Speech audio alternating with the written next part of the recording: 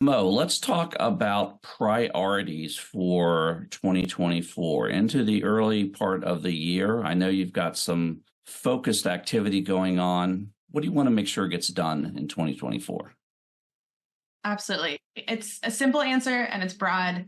It's about continuing to build accountability and transparency into everything that we do. The services in the HIS portfolio impact the entire American public, and we prioritize reporting data publicly to drive a culture of accountability around service delivery.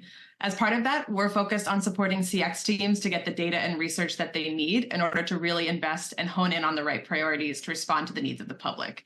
In some cases, it is implementing new technologies. In others, it's improving service design, or maybe it's not a major redesign or launch, but rather working with call center representatives to make it easier to answer questions that come to a help desk.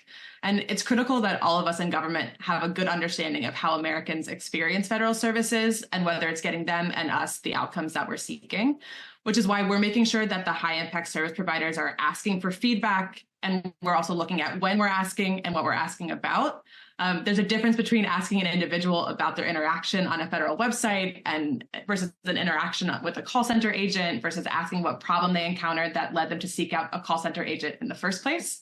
While a HISP could collect feedback at every interaction in the service journey, they're also balancing customer burden with the desire to gain a greater understanding, with the ultimate goal being to have the data that they need to understand and improve the customer experience. So last year, OMB simplified our guidance for how agencies should be measuring services and their improvements to continue to strike that balance. Our guidance is aimed at having HISP better implement surveys across a specific service journey, with the goal being to ask for feedback at the moments that matter most. We also want to work to reduce burden as much as possible and just ask a few critical questions to understand what's happening with our customers to try to understand what's working.